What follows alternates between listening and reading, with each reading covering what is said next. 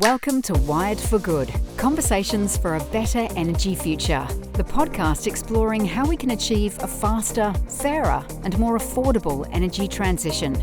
Brought to you by Ausgrid, this podcast aims to make the complex energy industry more accessible and address how the energy transition can unlock greater benefits for all Australians.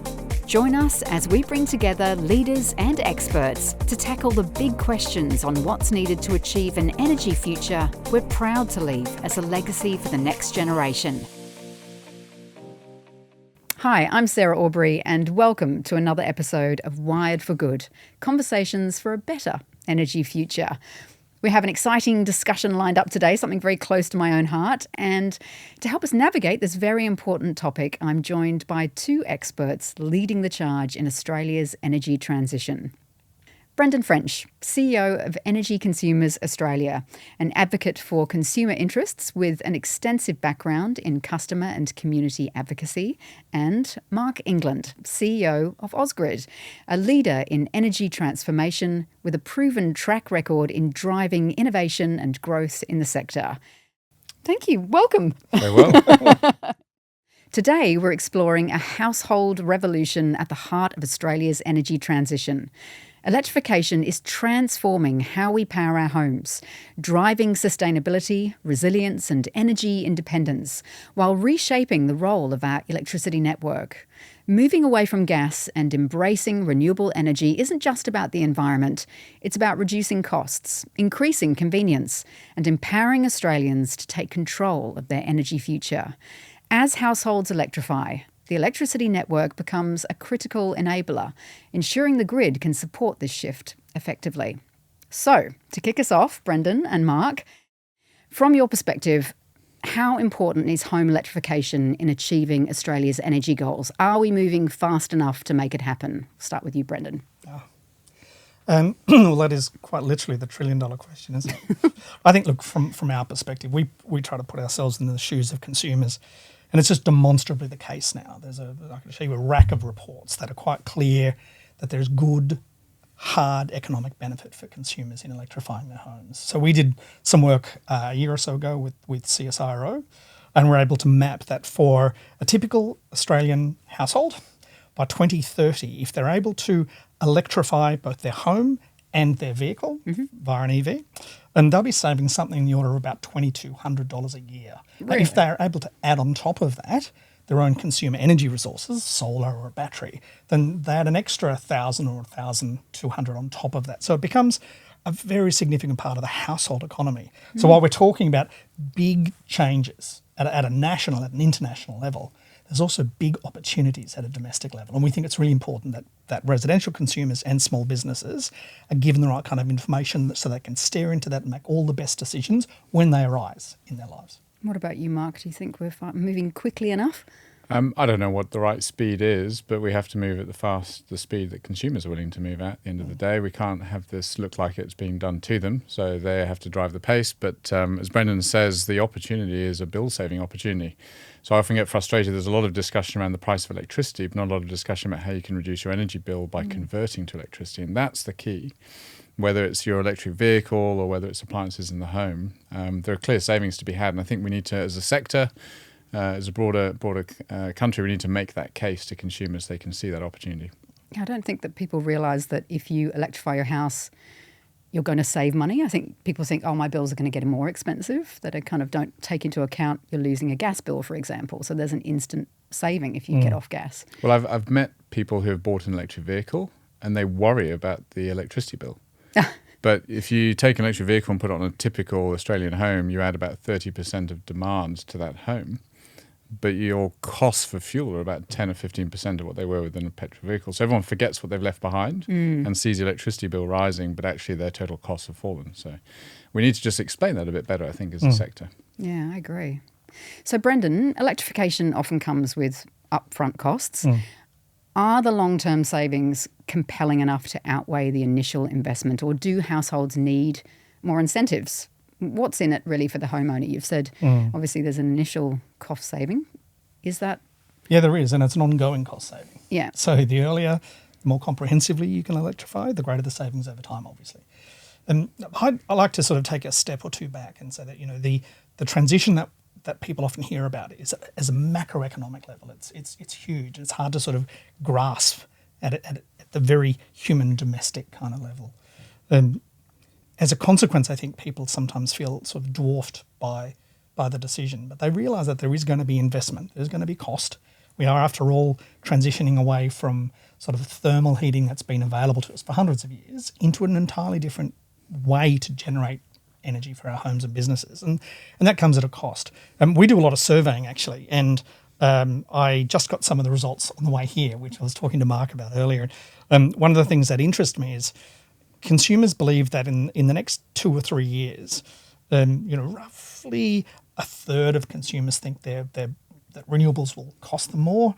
Roughly a third, a bit more than a third, think it will cost them less, and then a third are unsure. So basically there's not a lot of information there. But if you ask them in the longer term, it goes up to 48% of people who think it's going to be better for their home or their small business bills by converting to renewables. So people see that there's a bit of a hill that we're climbing. In some cases, maybe a mountain, I don't know. But that the long-term prospect is positive for them. And I think that's something that we really need to hold on to. And that initial investment, if you're saving, let's say, over $3,000 a year, that stuff is you're paying it off. Like it's and paying, that's money and you then can it will pay invest for in itself. something else. Yeah. Yeah, sure, you've made this outlay, but eventually, if you put in a new kitchen, you don't go, how long will that pay for itself? We don't think of the things that we do to our homes in that way, but those things that we do to our houses actually genuinely will save you money in the long term. It's extraordinary, isn't it? One of the most important things that we talk about is the fact that people need the right information to make that economic decision for them at the right time. So that is when their hot water system blows up, or they move into a new place, or they're renovating a kitchen, or whatever it happens to be. So we often talk about the sort of the 2050 targets, 2040 targets, but there are energy decisions that people are making now that aren't probably in their best interest. And so one thing that we really would like governments to continue to expand their focus on, and we see this is starting to happen, by the way, is to provide the right information to consumers. So, we have to remember there's still several 100,000 gas appliances sold every year, and even incentives from those companies and incentives indeed to put them in. But also, inefficient electric appliances. Right? So we think, the more information that can be provided to consumers at the point in which they can make a beneficial decision, all the better, right? So I know the thread count of the sheets that I have, right? I know the number of chickens in the acre that provide my eggs, but I don't really know, I'll be honest, the efficiency of my stove. Right? I would find it hard to choose between hot water heat pumps. Right? I would find it hard to understand which is the better investment for me. Is it solar or is it insulation? We feel that most consumers are calling out for more and better and simpler and more trustworthy advice. Crying out for it. And people-led, a lot of this stuff is. My Efficient Electric Home on Facebook is one example. Yep. That is a people-led group, which is an amazing resource. I used that when I electrified my house. There should be some kind of government website providing that information for people. There's a database there on heat pumps. That's how I chose mine. Yeah, this is something that we're talking with governments about too, but it's really good to see, for example, the distributors and the retailers stepping into this as well, because it's a logical place for people to go to get information. So, Marc, what are the biggest barriers to stopping households from electrifying today? Is it awareness? Is it infrastructure or something else entirely? It's not infrastructure, but we'll maybe come back to that one. I think one of the challenges we're just talking about, Brendan's saying, is that the narrative is confusing for people. So I see 3 layers of this narrative, often all discussed as electrification. And the first one is decarbonising the grid. And there's a lot in the media around that. And I think the media could do more on the other ends. But at that end of town, that's about new wind farms or solar farms or building renewable energy zones, which is removing these coal-fired power stations over time. That's going to have the biggest impact on a national level on emissions as a whole. And then as you sort of come downstream into that, there's then also the generation downstream, which is solar panels and batteries on rooftops and so on, and that's going to have a meaningful impact too, and including, I count in that, electrification of transport. And then you come to the home, and the home is probably the smallest part of it, because if you think about the total emissions of Australia, I think and someone will fact check me on this. But the total emissions, the biggest part of the pie, which is 40% of our emissions, is power generation. And then transport is in the high teens, 17 to 20%. And the home is somewhere between 7 and 11%, depending on where you are in Australia. And so the media are focused upstream on the big stuff. But if the media came downstream to help people understand and talk about that opportunity, the cost saving in your bills, then I think more people would start to understand it too. Because what we hear in the media is a lot of talk about high cost and the impact this is going to have on consumer bills over time. But we can all see, those of us working in the sector, that the opportunity downstream is you can save money, and you can save money now. So I think information is key, and I think there's many different parties, and we want to play a role in that too, but I think the media could help. Infrastructure will need to adapt over time, but we've got a lot of capacity in our network to absorb more electricity demand. So Ausgrid, and I know some of our sort of equivalent networks, not sitting there going, oh, well, when this demand comes, we're going to have a big problem. We're not going to have a big problem. We've just got to make sure that we can, in some examples like electric vehicles, shift that demand to the right times of the day. Right. But there's capacity there, and over time that will fill up, but we're not anywhere near that yet. Brendan, do you think Australians need convincing to electrify their homes, or is this shift already happening? What are the trends that you're seeing? It's a mixed picture. It also depends where you live too. Our data indicates pretty comprehensively that if you live in a place where the attendant policy in your state or your territory is very renewables focused, then you'll be thinking about renewables in your own life. There's a very clear trickle-down effect. And so we're seeing, for example, considerations of the abolishment of gas in those jurisdictions where people are subject to policies where that's likely to occur.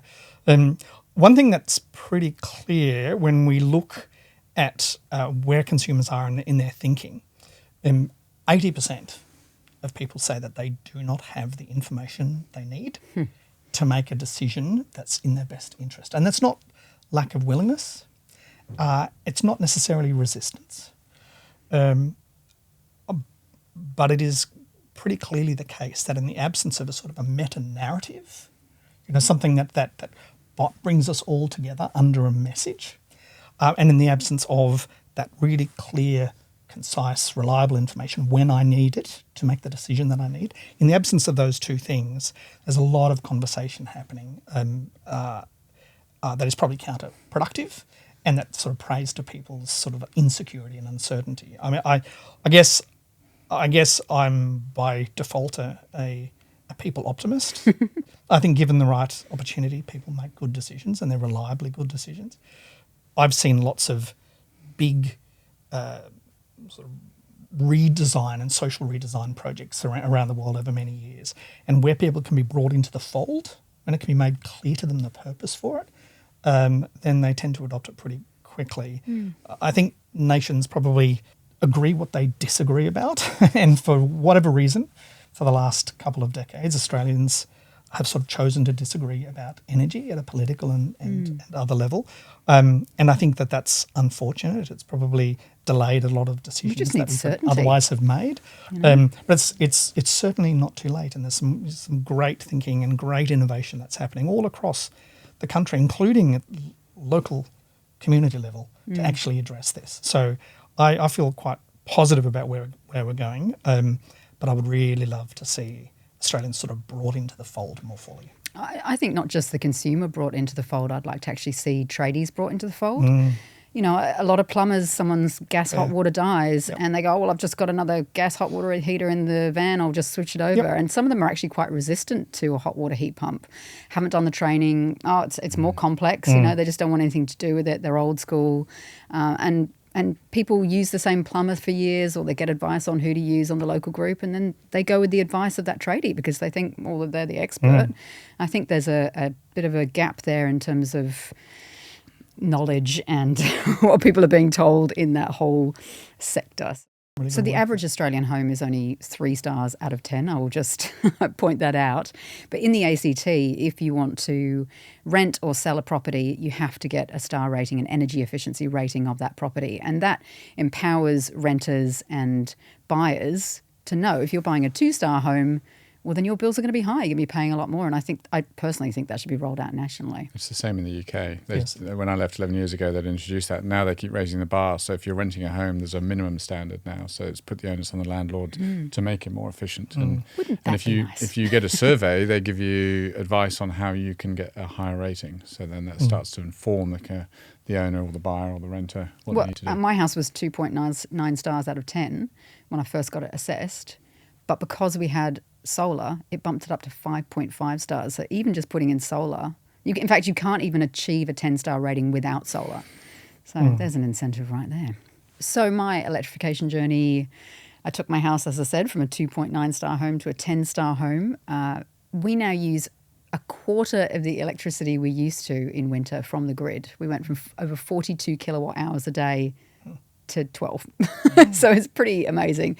So we're thrilled with everything we've done, hot water heat pump, induction stove, topped up the roof insulation, underfloor insulation, as I said, reverse cycle wall splits. What else have we done? That's about it, I think. And solar, small solar array. So it's really over 100-year home and also draft proofing that's now working to its absolute best. And it's extraordinary. It's actually a different house to live in. I'd love to hear about what either of you have done in your electrification journey, if you are on one. Mine's a little bit problematic, actually. I love it. Yeah. Do tell. We've moved into a house a few years ago, and it's very, very old, sort of 1840s terrace, 50 metres from Hyde Park in Sydney. All right. So you would think that it should be reasonably easy for us. The quotes that I've had for solar for the roof are sort of reasonably eye-watering, and they've said basically, you might only get $50 to $100 off your bill at maximum. Just because of the pitch of the roof, it's hard to put pounds. So that's a little challenging, which is why I'm very interested in sort of Marc's idea of being able to, if you like, timeshare somebody else's roof, right? There's no sort of off-street parking, so again, we have this challenge of trying to charge a vehicle. I will need to electrify in stages as both policy makes it available to me and as I need to replace things in the house. I think everyone needs to remember that. You don't have to do what I did, which was all at once. No. It's definitely a journey. My challenge is I keep moving country and therefore house. I've left 2 houses behind that had electric hobs, for example, by the time we left, but I've now got a gas hob, which I've got to replace. But my story is driving electric vehicles for 8 years now, and so I kind of electrified my transport a long time ago.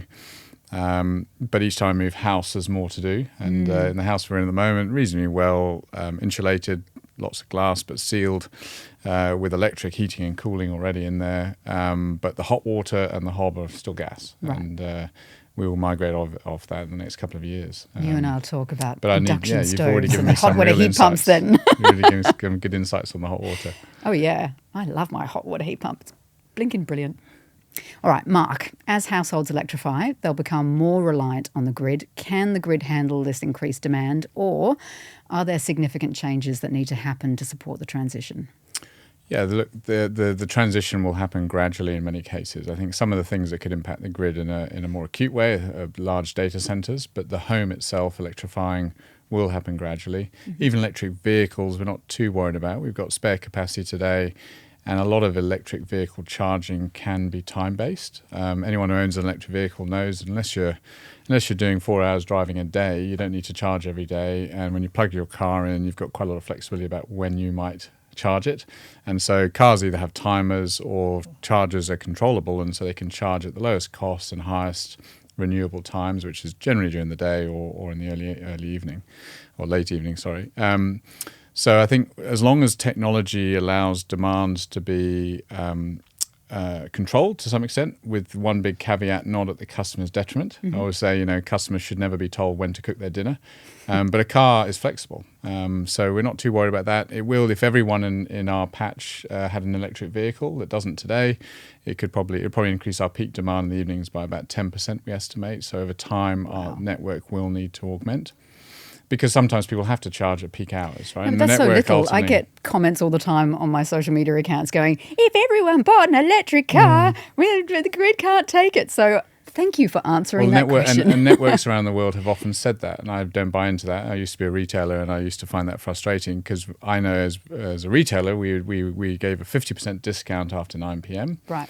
And guess what? No one charged before 9 p.m. So pricing signals can shift consumer behaviors as well as the algorithms that control these things too. So it will increase demand if everyone has an electric vehicle, but we've got time to plan for that, and there'll be a bit of incremental spend required. But our goal is to make sure that the grid is used as efficiently as possible. And actually, electric vehicles will help that, because if we can get more electric vehicles in the system and they can use the power in the troughs when people are not using power otherwise, whether that's charging at work during the day when you're at work or in the evening when you're asleep, we get a better utilization, and therefore the cost of the grid is spread over more kilowatt hours, and everyone pays less per kilowatt hour. So I love that. that's where we're heading. There's some good research out of California. They've done some good comparisons in some of the patches there that showed us this sort of win-win-win effect.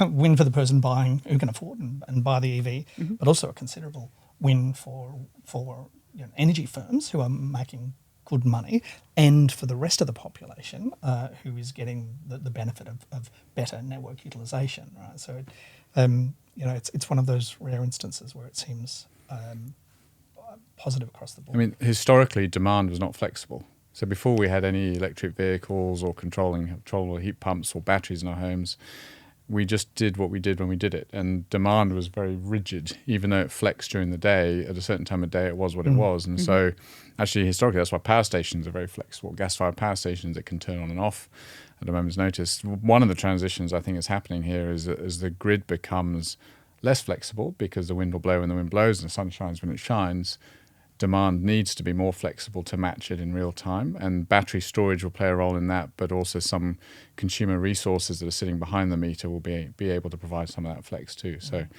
that's where we're ultimately getting a more efficient outcome for everyone, hopefully. Wow, I love that. So we've been talking about city households a lot primarily. Electrification is easier for city households, but is it a different story for rural or remote areas? And this is to both of you. How do the challenges of electrification differ across those regions? What's the solution for more remote households? We'll start with you, Marc. I think a house is a house. So, I mean, the kind of in-the-house kind of electrification of your hob and your hot water and all the other things that consume energy, as long as there's electricity to your property, you can electrify. And that's the thing I always think everyone should remember. We already have a power source that is lower carbon and will be increasingly low carbon over time coming to your home. So that bit of it is easy. And actually in more rural environments, there's generally more roof space to have solar panels and maybe more space to have a battery. In urban environments, that's harder, particularly in shared accommodation or apartment blocks, it's harder. So I think the opportunity really sits there actually in the less urban environment. Yeah, interesting. What about you, Brendan? Australia is a very big place, and there are a number of communities now that, for the foreseeable future, for instance, will need to continue to rely on bottled gas or even diesel in some very remote communities. But over time, you can see a business case for just about all communities to electrify. And it also, I think, is important to recall that because of these extraordinary distances, it's sometimes going to be more cost effective, and I'm sort of walking onto your territory now, I guess, to create sort of a microgrid, if you like, a little a standalone system to service a small community of 100, 200, 300 people rather than a 200-kilometre feeder. And that would be more resilient against storms and fires, taking out long transmission. Very often. And solar is, for a lot of these communities, a wonderful option because they also, in some instances, happen to be the hottest postcodes with the longest days and so on. So,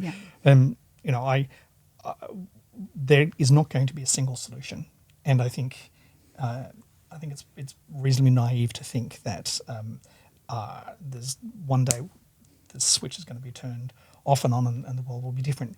It will have to be locally determined and designed. But we're really quite positive about some of the really innovative and sometimes quite ingenious methods that we're seeing being rolled out across communities. All we need is for some of those to be scaled out and utilised elsewhere.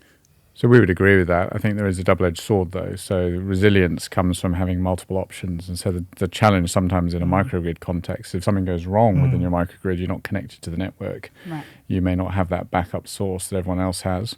However, it will work, and it is working in some outback areas to have a microgrid in certain towns. But we see that happening possibly even in suburban areas. So I think the big shift we're talking about here is where supply of electricity can be much closer to where the demand is. And that can be true in a suburb of Sydney as much as an outback town, as long as there are places you can put that supply. So warehouse roofs for solar is one of the untapped resources that we're thinking a lot about. And just like in a tenant-landlord scenario, there's a dislocation there between the incentives on a landlord and a tenant in a large warehouse, where the landlord doesn't pay for the electricity bills. They go, why would I put solar on the roof? And the tenant has a very small electricity demand relative to the space of the roof. So they go, why would I put solar on the roof? But actually, the community might benefit from having it there. So you have a sort of semi-microgrid, which is as independent as you can be in that geographical area, but still connected to the grid for backup or cloudy days or storms or whatever. So right now, electrification is often seen as a decision for households to make. It's a personal decision. What role should the electricity industry and networks play in this transition? I think we are one of many parties involved here, but we need to do a better job at explaining to customers what they need to consider. I mean, that's partly what this podcast is talking about. We need to demystify some of the confusing things. We need to provide information on our website. And I think there isn't just, at the moment, there isn't a really good single source to go to if you're thinking about electrifying your home. It's hard to get your head around the costs. The tradies, as you said, are not necessarily geared up to do it either. So I think Ausgrid can play a role in that. We want to play a role in that. I want us to just tackle the gas question as well, because not a simple, a complicated issue is what we do about gas networks. And obviously Ausgrid doesn't have a gas network, but it is a real challenge for the broader distribution sector as to how we manage the phasing out of gas in homes. And you don't want to be the last 100 customers on the gas network paying for the whole thing. So the question is, how does the regulatory model evolve to allow customers to get off gas without a disincentive, with a big fee when you leave, but also with those that own the gas networks getting a fair return for that asset? So that's one of the big barriers, I think, as we work through this as a broader sector. But we can play a role in that, and we need to play a productive role in that. And so it's partly about educating consumers where we can, but also solving some of those hard-to-solve issues that are real problems in this energy transition. Yes, I would love to see that outrageously expensive abolishment fee go in New South Wales for when you've spent all that money getting off gas and then you're smashed at the end by that. So I would love to see us follow Victoria's path. Brendan, what can electricity providers and policymakers do to make electrification more accessible and appealing for households? I feel like that'd be one of them. Yeah. I think a lot of the policy focus to date has been very much up the supply end, up the capacity generation end, which is logical. I don't criticise that. They had to get more capacity into the market. It had to sort of be underwritten by the right kind of investment. But what I guess we'd like to see is the emphasis shift further from the supply side to what's often called the demand side, sort of the consumer side, because it's pretty clear that when incentivised, when given opportunities, Australians kind of step up to the mark. I mean, we've just hit 4 million homes with solar on the roof now, which is world beating, number one, right? So given the opportunity, I think Australians are up for it. We do like to save a bit of money. Yeah, well, indeed, it's save money, but it's also do the right thing. It's a whole variety of incentives that people have and motivations, right? But what I think is quite important though is Australians are sort of poised, I think, to make good and effective and efficient decisions for themselves, their businesses, their families, and so on. But they're unsure where to go for information. We've mentioned that before, but also whether it's reliable or not. We did a report last year, or some research. We surveyed several thousand people across the country, small businesses, residential consumers, and so on. And we asked them what they remember about what they've been told for energy, because it's often important not just that people see things, but what they recall, right? What was really quite striking is 59%, and this number's etched in my brain, 59% of residential consumers and 69% of small businesses have no recollection of having seen anything in the last 12 months, the 12 months prior, that would help them with their bills or that would help them with home energy efficiency. So they're not seeing it, or it's They're not not seeing slipping it. in. And then when you ask the remainder, well, what do you remember? They'll say, oh, I saw a retailer ad on the telly. Wow. I'm not saying that there aren't programs out there, or that governments, energy firms, consumer advocates, regulators, People like me on social media. Yeah, your TikTok. Yep. I'm not saying that people aren't out there providing information, but I don't think it's stitched up, No. and I don't think it's encapsulated under a narrative that people will understand. I mean, we So might really, we're remember talking about communication. Yeah. Well, it's communication, but it's not just sloganeering. So No. we're old enough to It's remember education. Life, Be In It, and Slip, Slop, Slap. These are kind of foundational campaigns in Australian history, trying to change behaviours, which is as much what this is about as anything else. Yeah. But we see there's a real absence of that kind of narrative, and then the trusted advice that sits underneath it.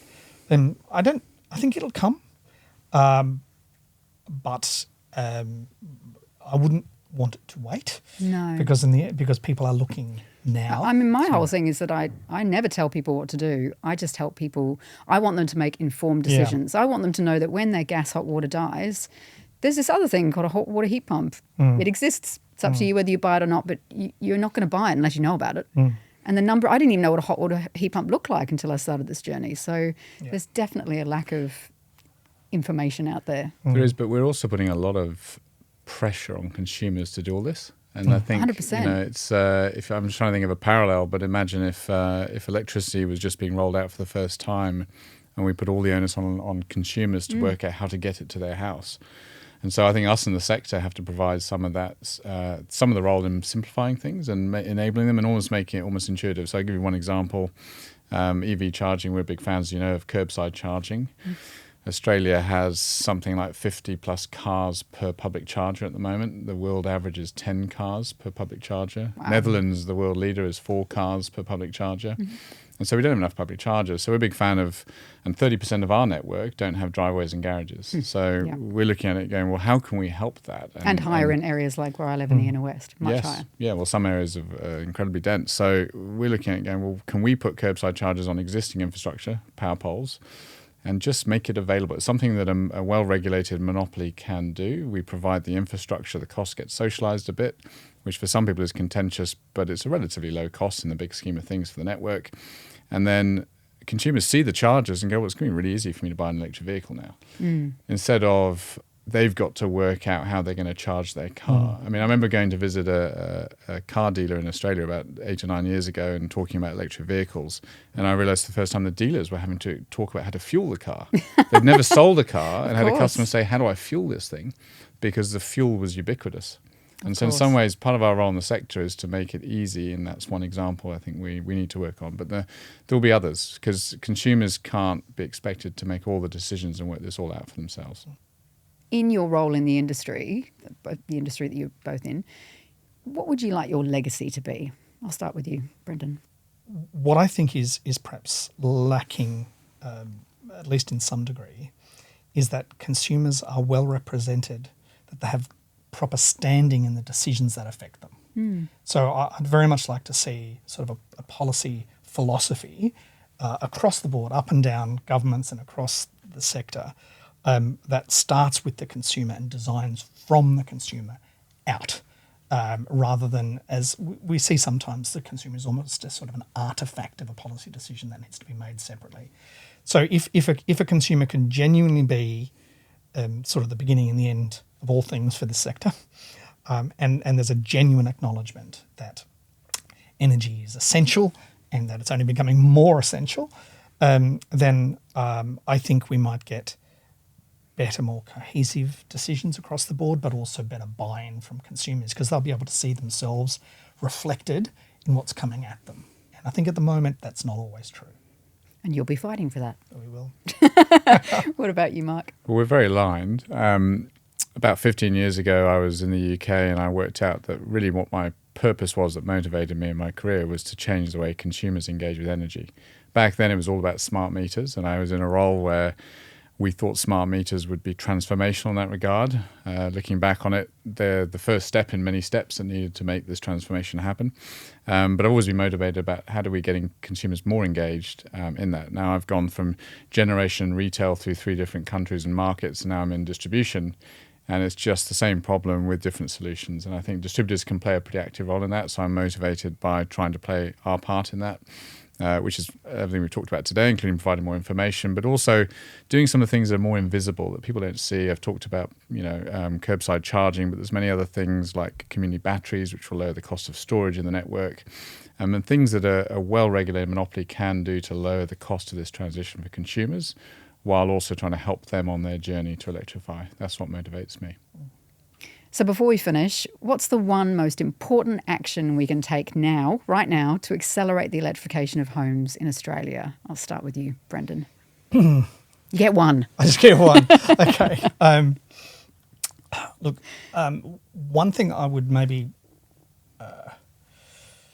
emphasise is, for most people, it's going to be a combination of electrification and energy efficiency in the home. Right? Yes, insulation is so important. Yeah, I think it's the two, and the benefit of these for a consumer, and it's something that's often not discussed, I think, is every degree of heat that you can save or contain in your home has been charged from generation, through distribution, through retail, and into your home. So consumers are naturally paying a margin on each of these. And so the ability for a consumer to control their usage to the degree that they're able to and comfortable to, and that it's safe for them to do so, is critical, because it means that they can have a level of agency over their bill that washes back up the system, because it allows them, if they wish, to distribute their load, reshape their load across the day,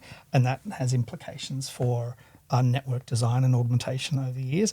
It allows them to seek better and different contracts and pricing, again, if it suits them and if they're in a physical environment where they're able to participate in that way. But that level of consumer agency, I think, is ultimately critical. But there is a difference, as Marc's mentioned, between consumer agency and exertion. At this point, particularly when it comes to seeking out contracts and a whole variety of things, it's basically all on the consumer to do the work. It really is. And that naturally privileges people who are able, who've got the time, who've got the level of English language literacy, who know what a kilowatt hour is. Yeah. It privileges people who may already have a level of benefit accruing to them in the market anyway, right? So there are good parts of the population that we feel might end up underserved and paying more than they need to. So the more that can be done for consumer agency, for people to make decisions just at the time they need it. They don't need to prepare for it years before, as you were saying. But with a particular regard, a sort of a safety net regard to those consumers who are not well served currently, or who don't have that level of control over their supply, over their consumption. If governments and others can have a particular focus on those communities, it will bring everybody along into this world of potential future benefits, and we're less likely to see an opening of what is sometimes called the energy divide, because you really don't want equity. Different populations looking at energy as something that they're either entitled to or have to ration. 100%. What about you, Marc? What's the most important action we can take right now? I think the one thing for me is to ban new gas connections. Yes. Because it's a no-brainer. I went through a thought process on this in my last role in New Zealand, and it's a nudge that consumers need to start thinking differently. But I would wrap that up with a constructive dialogue around the gas networks and what the transition looks like for them, because none of us really want the kind of disruption that could occur when there's no one there to pay for the gas network if everyone gets off it quickly. We've got to manage that carefully. And once you've got a lower carbon, cheaper source of energy for the home, why wouldn't we build new homes 100% electric now from the beginning? And then the next step after that would be to ban any replacement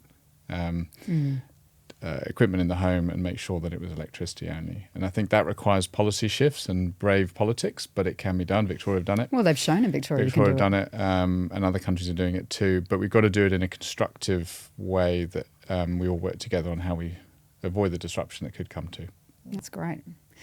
Well, thank you both so much. That was fascinating. I hope once again, I learnt lots. So thank you to our listeners for tuning in to Wired for Good. Join us next time as we uncover a game-changing opportunity in Australia's energy transition, unlocking the power of the distribution network. Can New South Wales move faster, minimise costs, and make clean energy more accessible by rethinking the grid? We're breaking it all down with industry leaders, tackling big questions and exploring bold solutions. Wired for Good, conversations for a better energy future. Don't forget to follow us on YouTube, Spotify or Apple Podcasts so you never miss an episode.